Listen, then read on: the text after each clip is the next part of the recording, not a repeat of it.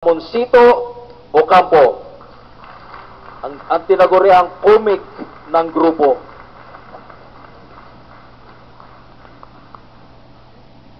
Bawal daw mag-joke dito dahil sabi ni Vice,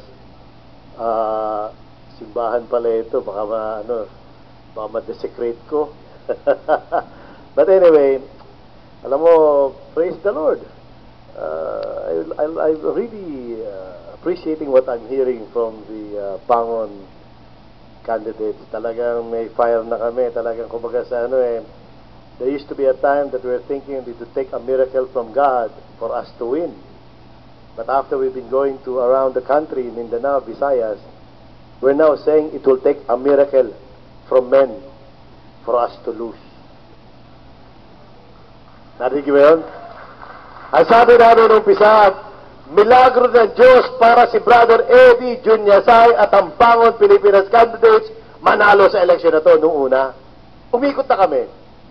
Aba, nakakita namin there's a groundswell of support from the people. Lahat gusto ng pagbabago. Talaga sinasabi nila, kayo lang ang totoo. So ngayon nakita namin ang support, command vote sa tinatawag. Ang sabi naman namin ngayon, it will take isang milagro ng mga tao para si Brother Eddie Junyasay at ang Bangon Pilipinas ay matalo. Okay? Anyway, the Word of God says in John 10:10 that Jesus Christ came down here on earth that we may have life and live it more abundantly. Yan ang pangako ng Diyos eh. Our country is the first and only Christian country in the Far East. With all due respect to our Muslim brothers, we are predominantly Christian. But if you think about it, a Christian is not an enemy of anybody. Because the foremost teaching of Christianity is love. Without love, we can do nothing, right?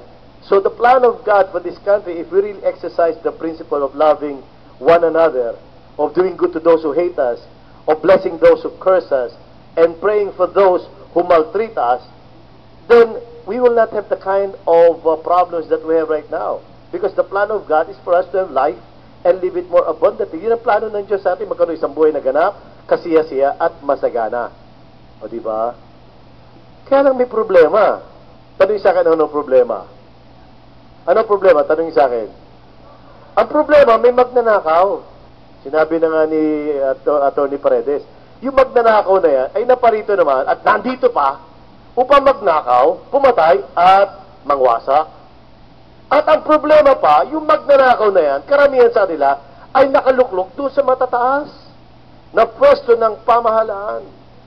And yet, if you think about it, Jesus Christ, bago siya umakyat, sinabi niya, complete authority has been given to me, both in heaven and on earth. Diba? Ang otoridad binigay sa atin, hindi naman binigay sa mga anak. Kumbaga sa, kung di mo anak, hindi ka anak ng Diyos, at wala kang, sabi nga doon kung talaga ikaw ay naniniwala kay Kristo, dapat ikaw ay sumusunod sa utos niya. At kung ikaw naman ay Muslim, dapat sumusunod ka din sa mga Quranic principles. Ang Quran at ang Bible, isa lang naman ang gusto niyan bawal sa mga Muslim at sa Kristiyano ang magnakaw. Pinuputol nga yung kamay sa kanila Di ba?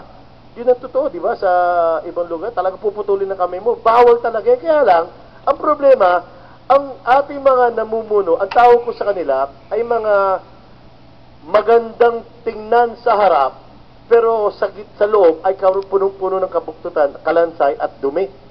They look good on the outside, but inside they're full of dead bones and filthy things.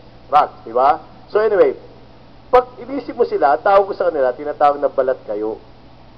Ngayon, maraming balat kayo. Lahat yan. If you notice, yung aming slogan, lahat kumokopya. Noong una kami lang nagsasabing walang corruption, lahat sila, ganoon na rin. Nung nakuna kami lang sinasabi pagbabago, lahat sila ganoon na rin. Kung anong ginagawa ng Bagong Pilipinas, doon din sila. So kaya may tinatawag na balat kayo They look good on the outside, but they're